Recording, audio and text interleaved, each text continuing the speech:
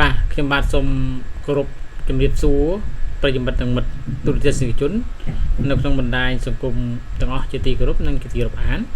បាទថ្ងៃនេះគឺខ្ញុំនឹងចែករំលែកនៅព័ត៌មានរថយន្តបន្តទៀតគឺតាក់ទងទៅនឹងរថយន្តអគ្គិសនី BYD E7 ដែលរត់បានចម្ងាយ450គីឡូម៉ែត្របាទ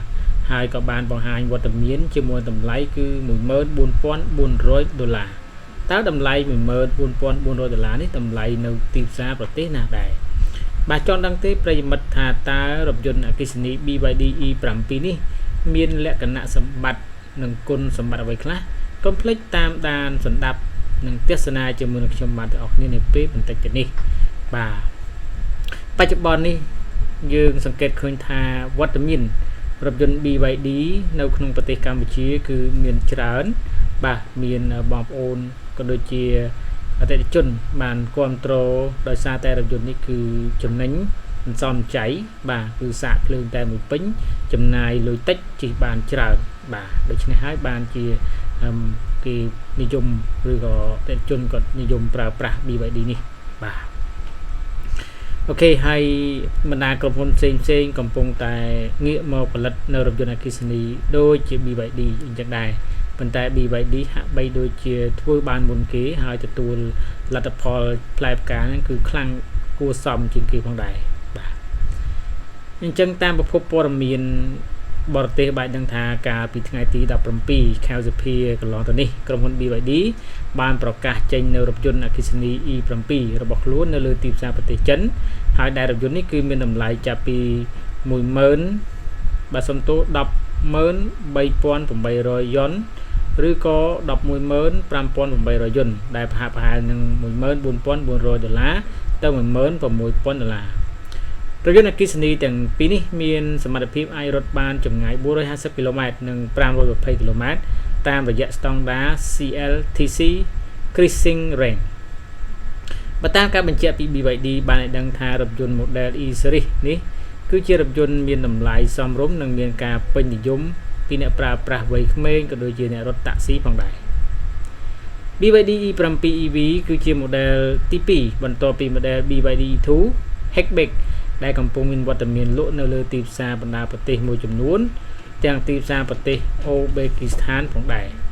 បាទប្រទេសកម្ពុជាក៏មានដែរតើតើ BYD E2 នេះបាទ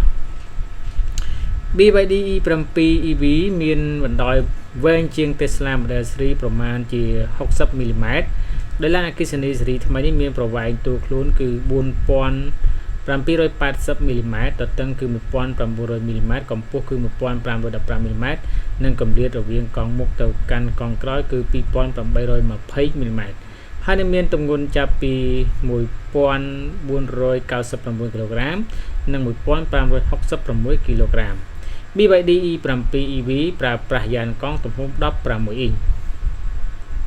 នៅផ្នែកខាងមុខមានបង្កប់កាមេរ៉ាមួយគ្រាប់រួមនឹង sensor កាមេរ៉ាមួយជុំឡានសម្រាប់ដំណើរការខាងមុខគេហៅថា surround view នៅផ្នែក cabin ខាងក្នុងមានការ design បែបសាមញ្ញដោយមានបំពាក់នៅអេក្រង់កំសាន្តនៅកណ្ដាលទំហំធំដល់ទៅ15.6អ៊ីងនិងមានអេក្រង់ LCD ទំហំ5អ៊ីងបង្ហាញព័ត៌មានសម្រាប់អ្នកបើកបរនៅក្រោយដៃចង្កូតដែលមានការ design ជា 3-spoke steering wheel ជាមួយនឹងការបំពាក់ប៊ូតុងបញ្ជាមុខងារសំខាន់ៗមួយចំនួនសម្រាប់កៅអីវិញជាប្រភេទកៅអីស្បែកដែលមានពណ៌ខ្មៅរថយន្តអគ្គិសនីប្រភេទ Sedan របស់ BYD មួយនេះដំណើរការដោយម៉ូទ័រអគ្គិសនីកម្លាំង100គីឡូវ៉ាត់បាទឬក៏134សេសនិងមានកម្លាំងរមួលគឺ180 Nm ហើយនឹងមានការគ្រប់គ្រងដោយអគុយ BYD Blade បាទ Lithium Iron Phosphate ទំហំ48គីឡូវ៉ាត់ម៉ោងនិង 57.6គីឡូវ៉ាត់ម៉ោងរថយន្តនេះមានការប្រើប្រាស់បច្ចេកវិទ្យាសាកលឿនគឺ fast charging និងរត់បានជាមួយនឹងល្បឿនលឿនបំផុតគឺ150គីឡូម៉ែត្រក្នុង1ម៉ោងបាទពេលមិត្តទូទៅជនជាទីគោរពនិងជាទីរាប់អាននេះគឺជាព័ត៌មានលម្អិតទាក់ទងទៅនឹងរថយន្តអគ្គិសនី BYD E7 បាទគឺត្រកូល E បាទមាន E2 បាទ E7 បាទសូមអរគុណចំពោះការចូលរួមតាមដានស្ដាប់និងទស្សនានៅព័ត៌មានក៏ដូចជាវីដេអូមួយនេះ បាទហើយគ្រប់ជូនពរដល់ប្រិយមិត្តនិងមិត្តទូទៅជនសូមជួបតែសំណាងល្អមានសុខភាពល្អរកទទួលទានបាននិងមានសុខសុវត្ថិភាពដល់ពេលលោកអ្នកធ្វើដំណើរទាំងទីជិតទីឆ្ងាយបើបើកបរត្រូវមានភាពយន្តអធិស្ឋានគ្នាបាទបើស្រវឹងក៏បើកបរបើកបរកុំពិសាគ្រឿងស្រវឹងបាទសម្រាប់គណៈពេលនេះខ្ញុំបាទសូមជម្រាបលាជួបគ្នានៅព័ត៌មានក៏ដូចជាវីដេអូពីក្រោយទៀតបាទសូមអរគុណ